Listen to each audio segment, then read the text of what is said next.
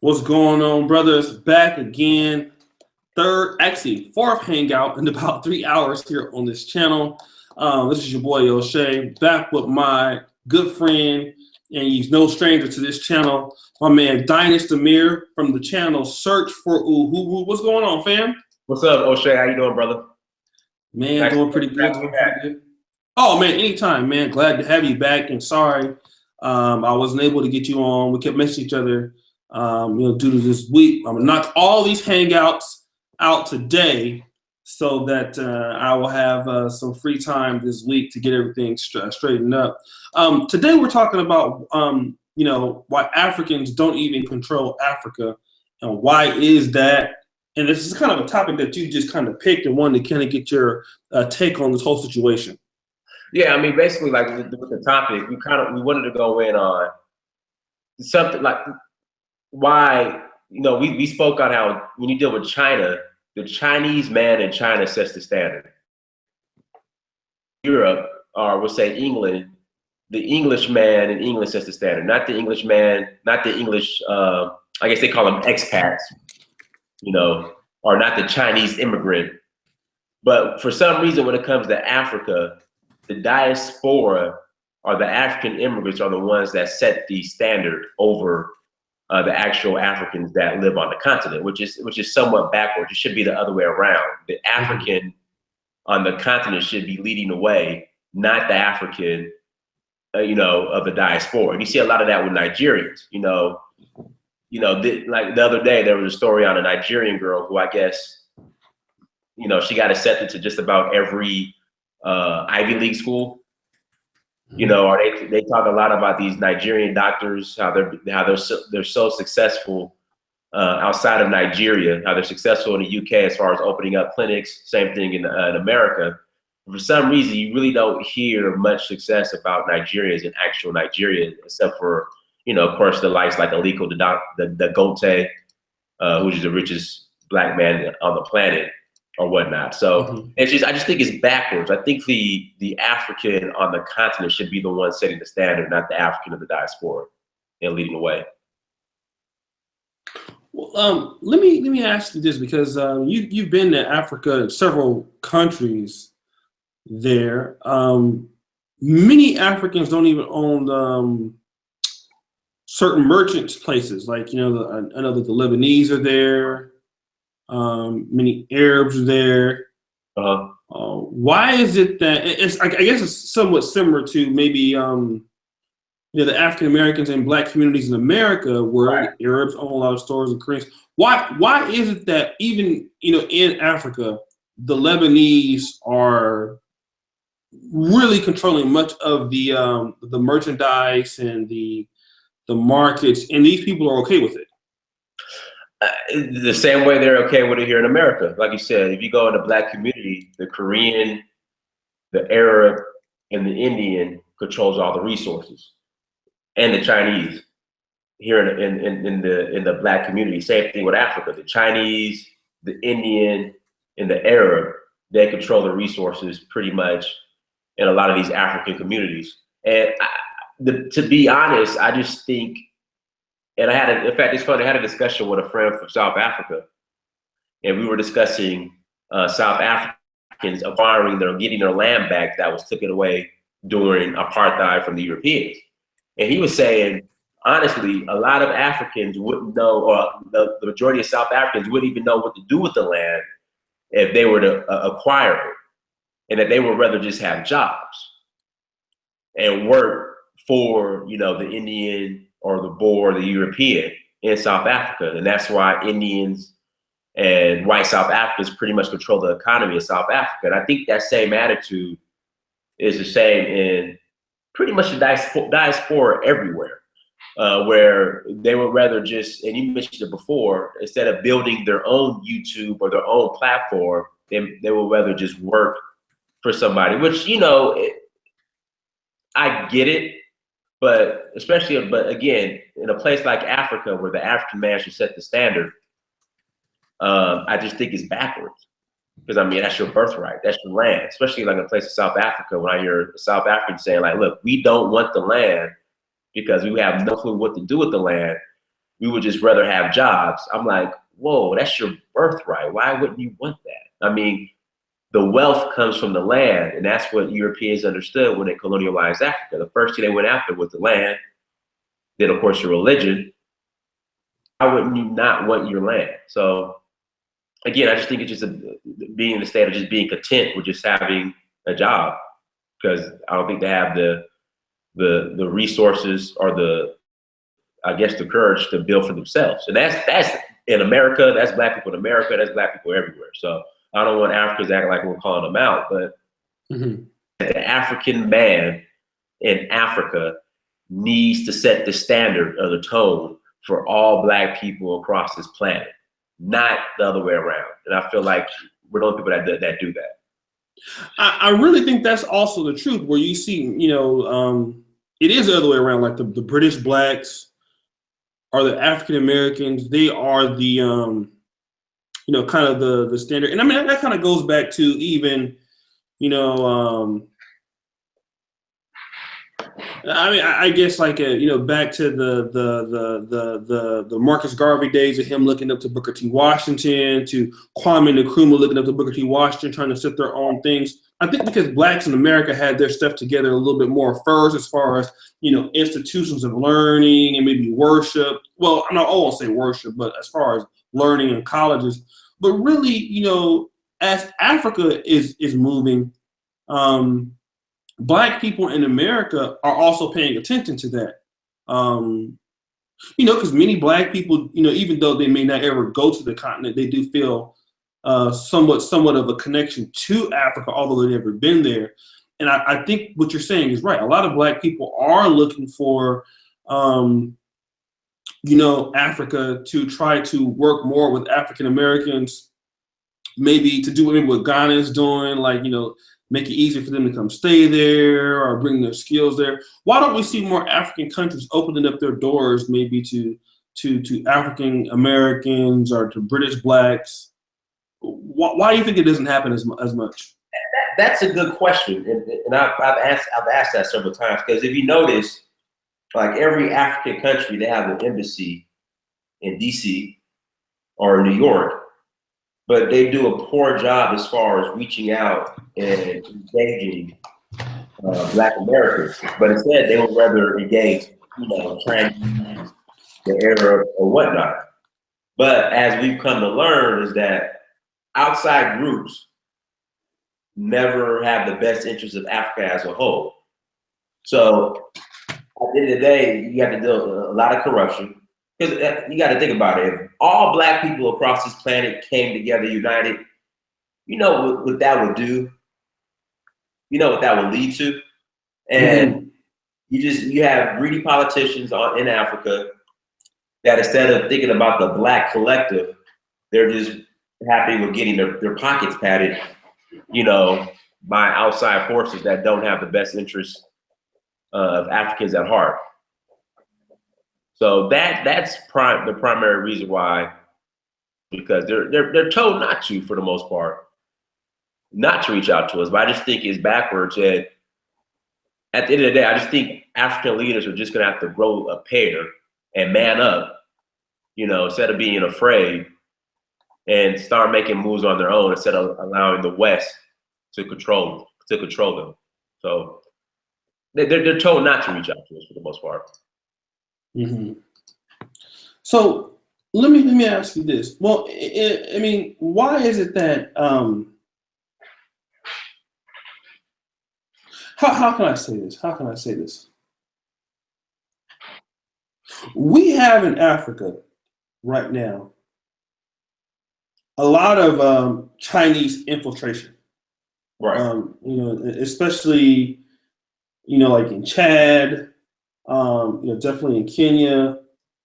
I know you went to Senegal. There's a huge statue that was built for several hundred. Well, actually, it was a gift, right? There's a huge statue built in Senegal.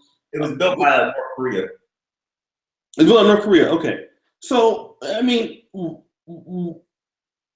a country like Senegal, which that statue probably cost, I don't know, a few $100 million to create. Why isn't Senegal not saying, hey, well, fuck this statue. You know, we need a medical school. A country like Ivory Coast, which has only one medical school in the whole entire country of 20 million people. I mean, and they built this big basilica, the biggest church in Africa, and the biggest Catholic church. I think it's the biggest Catholic church in the world, the basilica. Yeah, actually, it is. It is actually. It is bigger than Church of Rome. Yeah. I mean, again, it's a $300 million church in the middle of nowhere. Right. It's stuff like this that makes me raise the eyebrow, you know, at certain African, especially West African countries. You know, why is it that we're not seeing? Why are we missing so many opportunities to own and run infrastructure? We could take that $300 million that it costs to build that basilica, and we can have, you know, better roads. And for example, before I let you respond, I was watching. There's this thing called. Let me see. There's this particular channel called, I don't know, Vibe TV. It has a lot of African blogging on there. And they're Vice TV, actually Vice. You ever heard of Vice? Yeah, but Vice is on that bullshit though. Especially when they cover Africa, I'm very familiar with Vice. They're on HBO. Oh, HBO, okay. But one thing they had was this truck driving situation where it took a truck driver to get from Benin to Nigeria, 200 miles, took 3 or 4 days just to get products there because of all of the shams, all of the people that are trying to bribe you, and it ends up making the products cost more to the consumer. It's things like this. Why can't Africa get it together? You know, what's the problem here? It starts from the top. I mean, it's just poor leadership. I mean, these leaders are just so greedy and corrupt. And this is the thing. I forgot who said this. So they were saying, what's the difference between a Japanese leader and an African leader? You know, of course, a Japanese leader, his pockets are getting padded, but he's content with, you know, getting a gift of, we'll say, a freaking Honda. But the African, he wants a damn Rolls Royce Phantom. It's just, it's greed. And again, not having the best interest of the collective. That's the issue. But these politicians, they have to go. So again, it starts from the top up because again, when the leaders are greedy, they're not paying, you know, when the leaders are up top aren't paying the people below, they end up being corrupt. And then it's just a domino effect. Everyone's just fucking corrupt because it starts from the top. So once the top, as far as leadership, once they become honorable, okay, and focus on the collective, you know, as like a Thomas Sankara, then all that stuff will stop. But it's just poor leadership and leading by bad, poor, terrible example when people below are following that terrible example. So that's where all that's coming from. Let me use Botswana for an example. And I know when I talk about like one of the least corrupt countries in Africa, and I want to do a podcast on this, Botswana is a model country. I mean, this was a country that in the 60s was the poorest country in the world. And Botswana with this, I believe they have like coal mining or diamonds there. But anyway, it is probably the pound for pound, the best country, black country in Africa. They just built a new medical school there. They have excellent facilities, excellent roads and things of this nature. And they have very, very, very, very, very little corruption. So we can see that you can be the poorest country in the world, and then you can really come up, you know, in a short period of time. And you mentioned Thomas Sankara, who in 1983, when he became president, turned that country around within 4 years. Right. Just 4 years can turn. I mean, you know, countries can turn around in 4 years, but then it comes to the point where if you say, okay, if you get a big country like Nigeria that does what Botswana is doing, then isn't that a threat to the world? Like, you know, do the outside forces want a big country like Nigeria or a country like Ethiopia getting it together? I mean, what's your thought on that? Of course not, because once, like within Nigeria, you have oil. And in fact, I want to say there's like more oil in Nigeria than there is like in Saudi Arabia or something to that effect. Now imagine Nigeria benefiting off of the actual, and Nigeria is benefiting off of the oil resources. Mm-hmm. That means it's going to take away from corporate profits from these outside entities. Mm-hmm. You know, and then again, they don't want black people to unite. That's at the end of the day, that's what it is. As far that comes from the Chinese, you know, Saudi Arabians, Europeans, they do not want a united Africa. Because once a united Africa, once that happens, everyone else is shoved out the marketplace. Everyone else, basically with the united Africa, the dark ages. And they don't want that. So that's why they fuel, you know, they put these leaders in their pockets. Of course, they're corrupt. And then also too, a lot of African leaders are scared to stand up because they're afraid of, you know, a Western backed coup like Thomas Sankara, Patrice Lumumba, who happened to them. They're afraid of that as well. So again, America unites, Europe goes into the dark ages. And that's what they're afraid of, and they know that. I'm sorry, Africa unites, Europe goes into the dark ages. And that's what they're afraid of. So that's why What they about unstable. That's why they would rather see Africa unstable. Okay, let's talk about, like, you know, some of the Africans who have been scattering in other countries, you know, trying to escape oppression. For example, we see a lot of Nigerians that have went to South Africa, and they're being met with violence, being treated as outsiders and things of this nature. What's your thoughts on stuff like that? When you say violence, say that one more time. Well, a lot of Nigerians are actually being killed in South Africa. Right. I just think Nigerians have a bad reputation in Africa in general, all over Africa. Like for example, in Kenya, there's a certain, like, if you have a $50 bill USD, it has to be a certain year and newer. It can't be, I think, older than a 1998 bill. And the reason why is because they were saying that Nigerians were counterfeiting the $50 bills older than 1998. So they're bad. It's just Nigerians have a terrible reputation. Like, I was in New York, and there's a Nigerian, their national airline, I think it's called Eric Air. It flies direct from JFK to Lagos. And like, even a taxi driver was just saying the scams that Nigerians be pulling on the taxi drivers in New York, as far as giving fake $100 bills, just fake money, not paying the cab driver. When I was in Senegal, I was trying to get some work done, and the first thing they asked me was if I was Nigerian. When I said no, I'm not Nigerian, they were like, "Good, now we can help you out." So I just think Nigerians just have a bad reputation all over Africa, just as far as fraud and counterfeiting and whatnot. Well, you know, but you know, let's just you know, as far as you know, African Americans, any black person that would like to go, you know, go to Africa and you know, possibly move or help there. You know, we will also be looked at as outsiders, maybe. Or I don't know. I mean, how was it when you were there?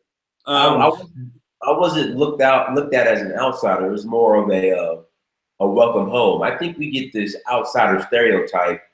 It starts from, for some reason, the Africans that relocate to the West.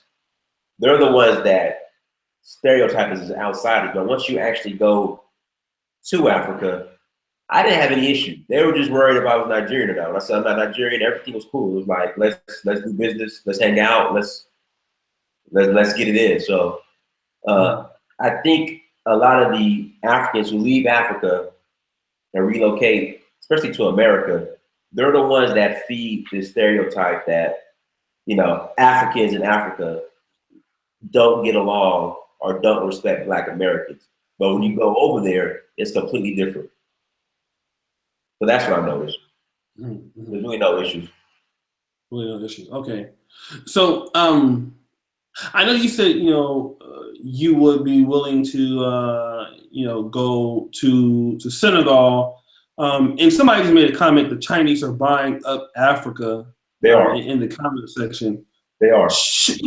I mean, I know African Americans. Many of us have the mindset. Well, I need to worry about what's in America. Certainly, I've thought that way too before until I've been opening my eyes to see things different. What should we be worried about as far as African Americans? Should we be worried about trying to reestablish ourselves back on the continent? I think, like you mentioned before, I think our influence is so strong.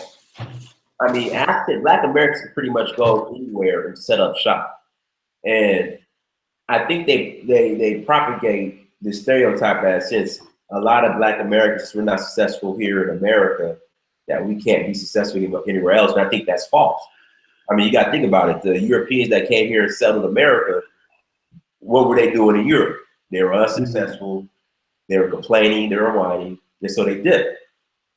So I just think they put that out there because, again, they don't want us working together. Because like a lot of my African friends admitted, the Black American man is the most prepared man on the planet because we've gotten the skills, and so they rather the Chinese or the Arab or the European to help out Africans and the Black American too, because they know at the end of the day we'll have their best interests at heart.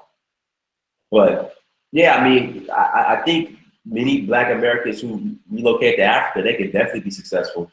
I mean, don't think that America is your only option. Like you go to school in Poland. So, and you're successful, you're going to be a successful doctor. So you don't have to just limit yourself if you're Black to just America. I mean, there's a world outside of America. I mean, you look at the Moors. The Moors, they went into Europe, into Spain, into France, conquered Spain and France, and were successful there. So, you don't have to just limit yourself to just America.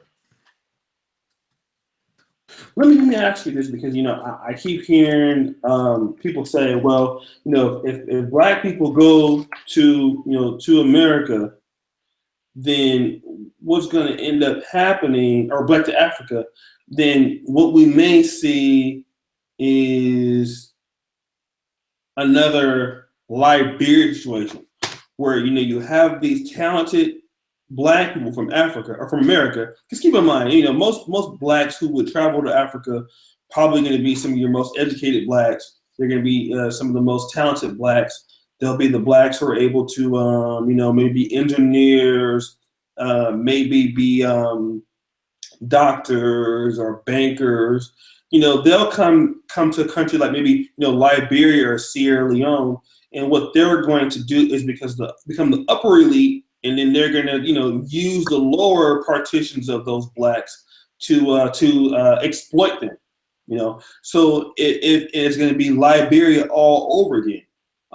What do you say when you maybe hear that type of argument? I think people should really research what happened with Liberia. Number one, the first Black Americans that came to Liberia, they married the locals and intermixed with the locals. So these, I guess, Black American Liberians that, were allegedly responsible for what happened in Liberia, they were technically already mixed with a lot of the locals anyway. And then the number of Black Americans that came to Liberia was so small in number, it wasn't a lot, if you really look at it, that I just think they, again, exaggerate Liberia, what happened, in order to justify or carry out this stereotype that Black Americans should not go to Africa, and that Africans or Black Americans come over, you shouldn't trust them. I just think they really, really exaggerate the Liberian situation. Because again, well, here's the thing though, right? So the Americans, even though they intermix, which is different from the Indians in Uganda, where they never intermix, they kind of set themselves separate. What the African Americans did do is they set up settler values. So even if they did intermix, the offspring of those males became anti-African in so many words, or maybe anti, the original religion. They became Christian. They came with a American accent. They were not. They were considered themselves to be under the umbrella of a culture of what an African American was, and not what the culture of a straight, Mandingo African or what's some of those other a crew Liberian. You see, this is what I'm saying. So the African Americans, they may have intermixed, but they did set themselves up in a separate class that ruled the others based off of what was going on in America. You get what I'm saying? Right. How would you respond to that? I would respond to that is another thing too, like the actual Black Americans that came to Africa, to Liberia, were like, the Charles Barkley types, freaking Sage Steele types, Stephen A. Smith types. Mm-hmm. So those are the ones that were pretty much funded by, I think it was the Freedmen's Bureau that Abraham Lincoln, or the people that were now slavery, they funded like for a short time, and they pretty much handpicked the Africans or Black Americans that they wanted to go over there. And so the Black Americans that they chose were the ones that would serve the best interest of America over there. So I just don't see that happening, because those same, I guess, Black Americans today are so comfortable here in America that they would not even consider relocating to Africa. Mm. Versus back then, I think it was called the Freedmen's Bureau. I forgot the name of the actual group that first came up with the idea of. You're talking about the American Colonization Society. Something like that, right. So they funded it for like the first 20 or 30 years or something like that. So they handpicked specific Black Americans, gave them dough, and sent them over. And when they pick one of us to head a project like that, they're going to have a specific type of Black American in mind that will still serve the best interest of America. And so that's what they did. That's why you have that problem. But again, 2017, those same Black Americans, they're not trying to go over to Africa because they're comfortable here in America. So I just don't think it won't happen again.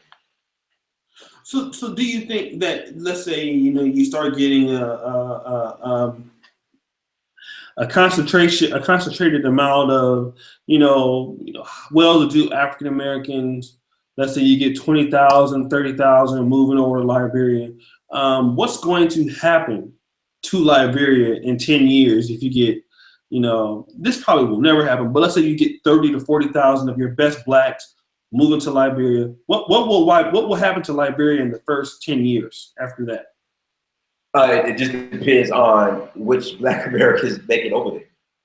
The ones that are really trying to build and focus on the collective, Liberia could go nowhere but up. But again, if you have some that are funded by the West that are sent to Liberia just kind of like being nosy and reconnaissance mission, that are going to serve the best interest of the Black collective or serve the best interest of the West, then it can go to shit. So again, it just depends which Black Americans Mm-hmm. You have to look at when Liberia was first founded. Just imagine basically what happened. Like, you had the COINTEL program, infiltrated, the civil rights movement, infiltrated, the Nation of Islam. Those are the type of Black Americans that got sent to Liberia.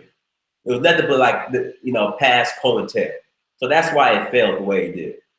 But you got to understand, Liberia, I don't know if you know this, I think they're number 1 or number 2 on the planet as far as timber exporting. Mm-hmm. So, of course, the West wants those resources. So that's what happened. Mm-hmm. So I guess what I want to say is, so we talked about that. I'll tell you what I think, and this may not be very popular, but I think that if you do ever get, talented Blacks moving to a place like Liberia, what's going to happen is what happens whenever you get very smart people in any society. Smart people typically take advantage of dumb people. You know what I mean? I know you have humanitarian people out there and stuff like that, but I actually think, and this is not racist, but I actually think that a country like Liberia is probably better off with more intelligent people running it than it is now. I think that Shirley Johnson, I mean, you can say what you want to say, but I mean, the fact that she makes $85,000 a year and the average person in Liberia makes 400, it says something about that, and that every single student failed. I think it was last year, the University of Liberia entrance exam. And the fact that she and her staff can get paid, but your doctors are still striking, despite getting tons of money from monetary aid. I mean, for to me, I really think that a country like Liberia, it was better off under American-Liberian rule than it is now. It is a complete shithole, from what I've heard. And I mean, just to be a country where it takes almost 7 or 8 hours to get to one part of the country to the other, where it takes like 2 hours. It takes you literally 7 hours or 8 hours to drive 100 miles. I mean, that's insane, So I agree, but that's just poor African leadership across the board. I mean, Africa, definitely a lot of countries do, not all, I would say Namibia, South Africa, Kenya, their roads are better here in America. But then you have some places that literally, once you leave the city, the roads are bad. I mean, I just think that's common amongst Africa altogether. But again, the resources are there, the wealth is there to actually build the infrastructure in Africa. It's just the African leaders are misappropriating the money. So again, corruption. Yeah. What can we have? I think we have corruption throughout all the continent, and I mean, not the continent, but throughout the whole entire Black diaspora. I mean, you got corruption amongst Black American communities. You got corruption in African countries, corruption amongst Black Brazilians. What can Africa do to limit the corruption that it has been bestowing onto its people, or at least lower it? I'm not saying get rid of it, because you can't get rid of it. But what are some things that Africa can do to at least lower it? They're going to have to stand up and take on these leaders, man. I mean, it's going to have to come to blows. I mean, Africa is due a mini revolution. I mean, they're due for one. I mean, that's the only thing I can think of. They're going to have to come to blows with these leaders, remove them, and then put people in that have their best interests, and then the people need to hold them accountable. I think one of the problems is with Africa is you have so much tribalism. That's a problem, like with Nigeria. I mean, if you look at the decline of Nigeria, it's okay. Well, the North is in control, and the Igbo is in control, and then civil war, and the North has it. I think the problem with like these countries like Liberia, or even like like Nigeria, it's a tribalism. So that person who gets elected is not really representing that country, but more so his tribe. Like Samuel Doe did with the Quran, and that tribe will want special favors. They will expect him to appoint them to high cabinet positions. They will expect that person to have this particular person into military personnel. And also, let me ask you this: what do you think about there being a United States of Africa? They need it. Actually, I was having this conversation, somewhat debate with somebody on my page. I think it's stupid because of Black people across the globe, our situation. It's stupid that we continue to divide ourselves by religion, tribe, fucking, I guess, not even gender, but sexual lifestyle, political affiliation. It's stupid as hell. I mean, we're last in everything, so we are in no position to keep ourselves separated. So I think the United States of Africa would be great, but at the same time, you gotta understand these northern African countries, Morocco, Egypt, like they're African when it's convenient. They primarily identify as Arabs, like especially Egypt. Like Egypt, it's pretty much Saudi Arabia, you know. So I think as far as uniting United States of Africa, I don't really see the northern African countries coming on board unless they see some type of benefit from it for them. But the United States of Africa, it needs to happen. Like I said, it's just silly that we separate ourselves by tribe, religion, sexual orientation, and all this other stuff. So, why do you think that it would happen or it won't? man, that's a tough one. Well, they have the African Union, but I don't know what the hell they do. I think, I mean, it's possible. I mean, I'll never count it out. I think it's possible, but again, there's just too many hidden hands, pulling strings. And again, Africans are just scared shitless of it. I mean, Africans in rule know who the hidden hands are, but they're just scared shitless of them to stand up to them because they're afraid of being made an example like Thomas Sankara or Patrice Lumumba. Let me tell you, like I live, everybody know I live in Europe. In the European Union, how it works. I guess I could kind of explain what Africa would be like under the European Union concept. So if you've been to Europe and you're in the European Union, not only are the borders blocked, which means that if I want to get on a plane and go to Hungary, they don't, I don't have to get a passport stamp, Right. I don't have to go through customs again. Like when I was, for example, when I came from the United States to Norway, Norway is not in the European Union. So it took me, an hour to go back through checking and go back through all this shit again and all this stuff. I don't have that problem in the European Union. The other thing about the European Union that's good is if you get educated in the European Union, get this, your degree is good everywhere in the European Union as long as you can speak the language of that particular country. So it allows you free movement, not only, physically, but the education, right? And a lot of students, let's say, for example, because the United Kingdom is still in the European for right now, if you can't get into medical school in the United Kingdom, no problem. Come to medical school in Poland, you can go back to European, you can go back to UK, and your degree is just as good as if you went there. There's a lot of flexibility that the European Union has that even America doesn't have, and it's education is cheaper. It's really, really good. It's actually, to me, I think even better than the United States of America, the way the European Union works. But I guess for the African Union, though, the United States of Africa, a lot of people are going to say, hey, the borders that we have now of Africa were not established by us in the first place. They weren't. So why should we have to open up, our borders to these people? And let's say for a country like South Africa, which is very, very developed as it is, I mean, now you're going to have an influx of people going to South Africa, because South Africa is well developed. I mean, what do you say to questions like that, Again, we're in no position to divide ourselves. Like we're not in any position to. I mean, again, we are the poorest people on the planet with the richest resources, with the most wealth on the bottom of under our feet.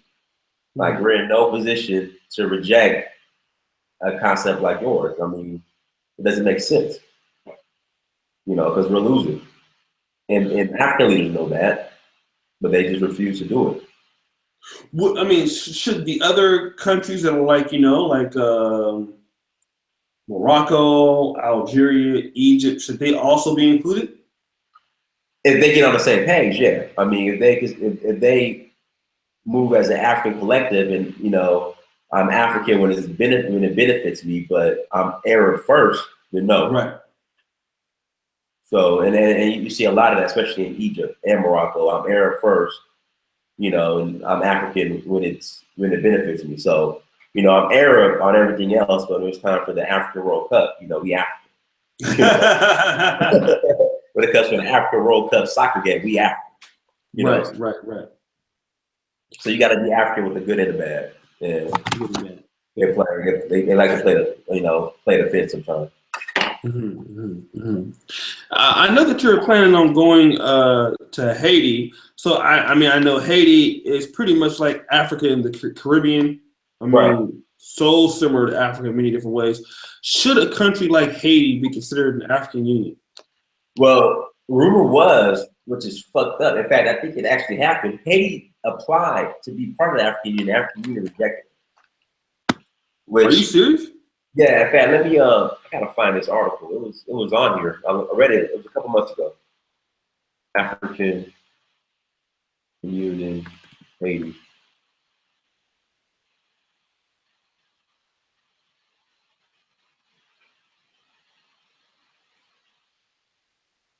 Yeah, they weren't able to join. This is from excuse me, May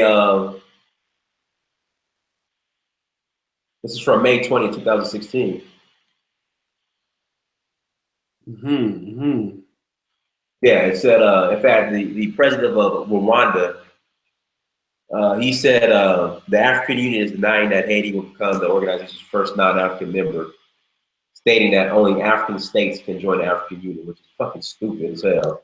But see, little shit like that, man, it's just, I mean, Haiti was the first republic on in the West. And then if you understand the voodoo in Western Africa and Benin, like it's like you said, Haiti is Africa for the most part. Just like how America has Hawaii, like Haiti should be considered Africa. You know, even though Hawaii is like 5 hours off the West Coast, you know, Haiti, which is probably 5-6 hours off the West Coast of Africa, the closest country in Africa, it should be considered Africa. Right. So yeah, it's stupid. I mean,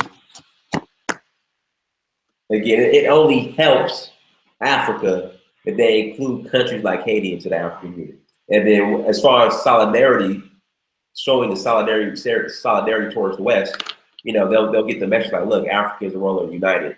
But, you know.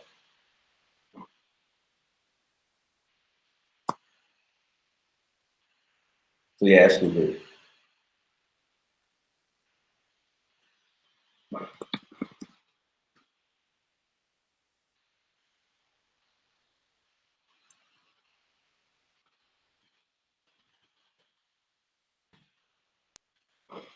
It looks like there might be a waste of time, but I mean, that's just me. But anyways, you know, that's just kind of how I see it. But what I want to do is, man, I want to shout your channel out for the brothers that's in there.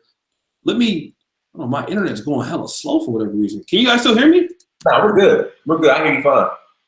All right. Let me do this. But brothers, go ahead if you are in the chat. Get the likes up as you know. And brothers, go ahead and subscribe to Search for Uhuru right here in the chat, okay? He's a really good friend of mine, right? And, you know, we want you to support this channel. Brother's doing big things. He has a lot of blogs over in Africa, okay? So I will also put his information in the description. All right, and as you guys know, man, I was a little bit behind on some interviews, and I have been trying to push it.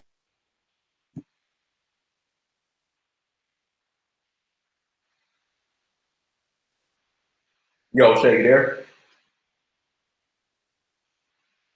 He's doing big things. He has a lot of blogs over in Africa.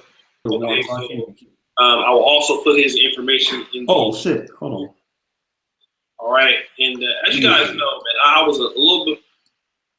Okay, I'm echoing here. All right, let me get that. All right, so I had to actually mute him. So let me do this. Dynas, I actually put you on mute because I was echoing, but you can take yourself off mute now. Is there anything, last things you want to say? Nah, I mean, just again, I say this, and I can't stress this enough. We need more independent Black media like yourself. Mainstream Black media is, I mean, it's pretty much dead. So we need brothers like yourself, Mr. Jab, Angry Man, um, Ron Wills, myself. We need you guys to continue to put out content. And then also people in the chat room. I mean, when you see channels, when you subscribe to channels like O'Shea, please make sure you contribute, because a lot of these brothers, they do it full time. And again, if we don't have people out here just telling or sharing our narrative, other people who don't have our best interest at heart will, and we see how that usually ends up. So, you know, like the great John Johnson said, who founded Ebony Magazine, he said back in the 50s, black people were only time black people were allowed in the news was if they committed a crime. So, and they still want to kind of keep it that way. So again, support brothers like O'Shea. O'Shea, thank you for allowing me on the platform. Guys, follow me on social media. Search for Uhuru on Instagram, Snapchat, Twitter, Facebook. Also go to www.dynastamir.com. Check out my site. And then I know O'Shea put the link to my YouTube page. Please subscribe. And again, O'Shea, thank you for allowing me on your platform. Keep up the good work and continue to support O'Shea and subscribe. All right. So like I said, you guys, Dynasty will be back now. I got all my hangouts done for this week. So you know, basically as things free up, you know, Dynasty will be mentioned. He'll be back certainly. I will have Alan Roger Curry back on a block party on a Saturday, brother. So be ready for that. And once again, I thank Dynas for you know, being patient with me, and we've been missing one another, but finally got this hangout done. So I know y'all tired of me today because we've been on. This is my fourth hangout in 4 hours. So we got them all knocked out this week. So once again, thank you, brothers. Thank you, Dynas, for coming on. We'll definitely have you guys back on. Have you back on soon, as always. And peace out, y'all. Peace out. Appreciate it. Peace.